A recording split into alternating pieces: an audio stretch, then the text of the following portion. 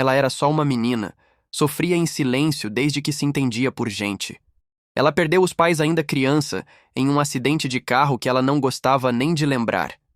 Cresceu sob os cuidados frios da tia e do tio, parentes distantes que nunca quiseram realmente criá-la. A tratavam como empregada, como um fardo. Seu nome era Isadora. Aos 19 anos, ela não tinha sonhos. Tinha apenas sobrevivência.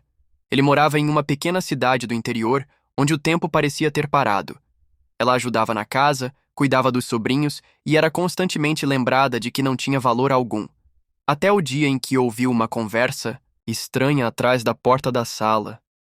Ele já fez a proposta, 100.000 adiantado, e mais 100.000 depois do casamento, disse o tio em tom seco. Mas ela nem conhece o homem, Alcides. A voz da tia tremia. Conhecer não importa, é um acordo. Ele quer uma esposa, não amor.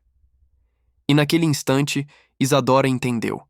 Eles estavam a vendendo, como se fosse um objeto, um fardo que finalmente poderiam se livrar.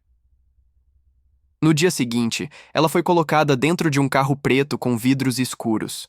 Sem direito à despedida, sem explicações. Apenas uma mala pequena nas mãos e o coração acelerado.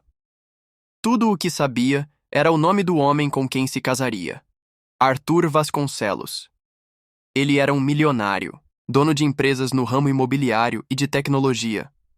Pouco se sabia sobre sua vida pessoal. Viúvo há 7 anos, sem filhos, sempre sério, sempre cercado de seguranças. Alguns diziam que era cruel, outros que ele tinha o coração partido. Mansão onde ela chegou parecia um castelo. Portões altos, jardins perfeitos e um silêncio cortante. Isadora foi recebida por uma governanta que não sorriu. A levou até um quarto enorme, com vista para a piscina. Tudo era lindo, mas frio, como se não houvesse alma naquela casa. Horas depois, finalmente, ela o conheceu. Arthur entrou no quarto como uma tempestade. Alto, com cabelos escuros e olhos que pareciam enxergar a alma. Vestia um terno escuro e falava com voz firme.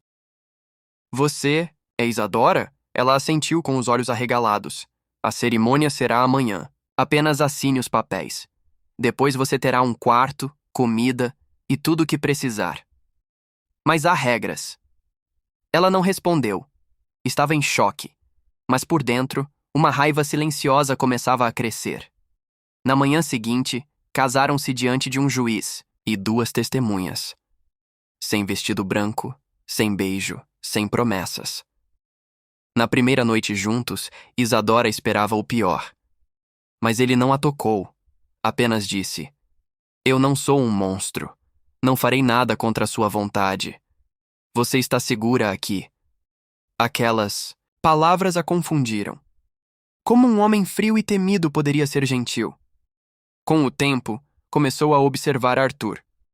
Ele saía cedo, voltava tarde, passava horas no escritório da mansão. Nunca trazia ninguém, nunca sorria, mas também nunca foi rude com ela, e aos poucos conversas surgiram.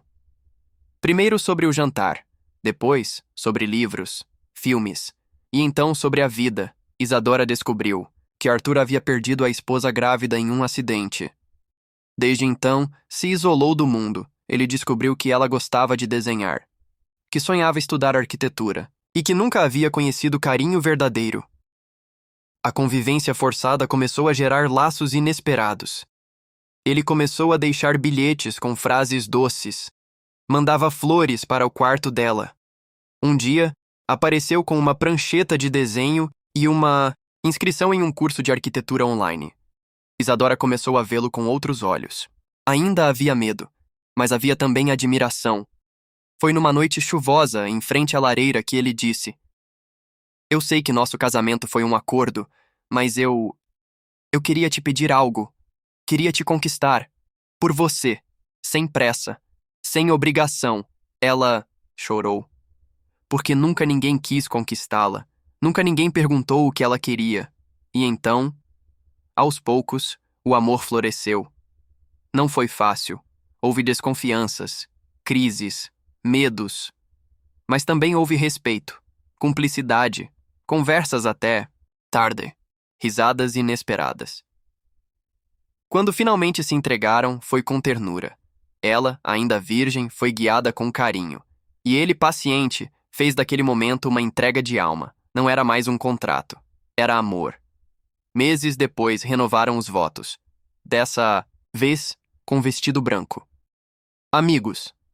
Música. Abraços sinceros. Isadora hoje é uma arquiteta premiada. Arthur voltou a sorrir. E aquela mansão, antes fria, virou um lar. Essa não é apenas uma história de amor. É uma história de recomeço, de cura.